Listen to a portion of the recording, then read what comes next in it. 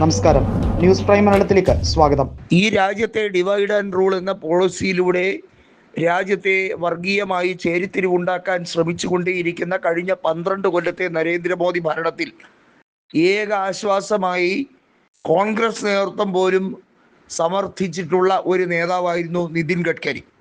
എന്നാൽ പെട്രോളിൽ എഥനോൾ ചേർത്ത ഇപ്പോഴത്തെ വിൽപ്പനയുമായി ബന്ധപ്പെട്ട് ന്യായീകരണവുമായി എത്തി അത്തരത്തിലുള്ള കാറുകളെ പരമാവധി പ്രൊമോട്ട് ചെയ്യാൻ വേണ്ടി നിതിൻ ഗഡ്കരി എടുക്കുന്ന ഒരു എഫേർട്ടുണ്ട്.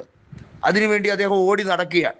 ഇതുമായി ബന്ധപ്പെട്ടാണ് നിതിൻ ഗഡ്കരിക്ക് വ്യാപാരപരമായി കോടികളുടെ ലാഭം എങ്ങനെയാണ് ഈ കമ്പനികൾ കൊടുക്കുന്നത് എന്നുള്ളതിനെ പറ്റി കോൺഗ്രസ് നേതൃത്വം കണ്ടുപിടിച്ചത്.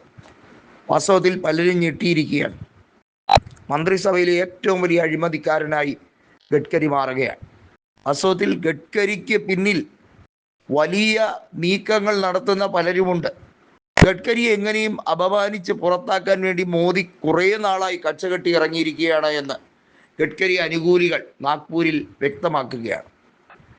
ധർമ്മേന്ദ്ര പ്രധാന്റെ അഴിമതി മൂടിവെക്കാൻ, അമിത്ഷായുടെയും നിർമ്മല സീതാരാമൻ്റെയും ഒക്കെ കഴിവുകേടിനെ മറച്ചു വയ്ക്കാൻ ഇവരെല്ലാം അവരവരുടേതായ വകുപ്പുകളിൽ പരിപൂർണമായി പരാജയപ്പെടുന്ന അവസ്ഥയെ ഏതറ്റം വരെയും അതിനെ മൂടി വയ്ക്കാൻ, അതിനെ ഗോപ്യമാക്കി വയ്ക്കുവാൻ ഗഡ്കരിയെ പോലുള്ളവരെ ഫ്രെയിം ചെയ്യുക. ഗഡ്കരി അഴിമതിക്കാരനല്ലെന്നല്ല അതിൻ്റെ അർത്ഥം. ഗഡ്കരിക്കെതിരെയുള്ള ആരോപണം കുരുക്ക് മുറുകുകയാണ്. ഗഡ്കരിക്ക് രാജിയല്ലാതെ മറ്റൊരു വഴിയില്ല എന്നുള്ളതാണ്. ധർമ്മേന്ദ്ര പ്രധാൻ വിദ്യാഭ്യാസ വകുപ്പിനെ കുളം തോട്ടിയതുപോലെ ഗഡ്കരി ഇപ്പോൾ ഗതാഗത വകുപ്പിനെ തന്നെ കുളം തോണ്ടുന്ന സാഹചര്യമാണ്.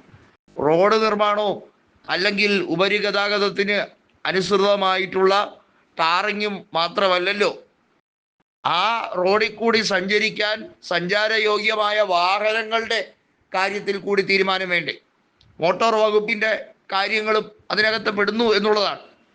ആ മോട്ടോർ വകുപ്പിൻ്റെ കാര്യങ്ങളിൽ ഇപ്പോൾ ഗഡ്കരി പറഞ്ഞിരിക്കുന്ന മാനദണ്ഡങ്ങളെ ഈ രാജ്യം പുല്ല് വിലയ്ക്കാണ് എടുത്തിരിക്കുന്നത്. കാരണം ഈ രാജ്യത്തെ കുട്ടിച്ചോറാക്കാനും ഈ രാജ്യത്ത് മായം കലർന്ന പെട്രോൾ വിൽക്കാനും കൃത്യമായി ആഹ്വാനം ചെയ്യുകയാണ് നിതിൻ ഗഡ്കരി.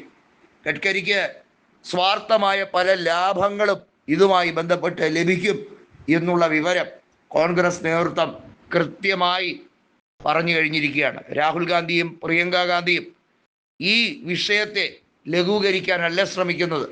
ഗഡ്കരിയെ പോലൊരു വ്യക്തിയെ ആദരിച്ചിരുന്നു, പക്ഷെ ഇപ്പോഴല്ല എന്ന് പ്രിയങ്ക ഗാന്ധി തുറന്നടിക്കുകയാണ്. ഗഡ്കരി പല നീക്കങ്ങളും നടത്തുന്നത് ആരും അറിയാതെയാണ്.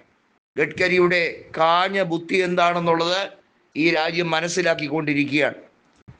മാത്രമല്ല, ഗഡ്കരിക്ക് പല തവണയായി മന്ത്രിസഭയിൽ സ്ഥാനമാനങ്ങൾ ഉയർത്തി കിട്ടാത്തതിൽ അസൂയയുണ്ട് എന്നൊക്കെ പറയുന്ന സാഹചര്യമുണ്ടായിരുന്നു.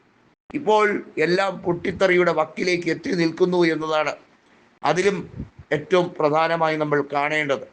ഗഡ്കരി എല്ലാം കൂടെ കുളം തോണ്ടി പൊളിച്ചെടുക്കാൻ വേണ്ടിയുള്ള നീക്കമാണോ എന്നും BJP നേതൃത്വം പറയുന്നുണ്ട്.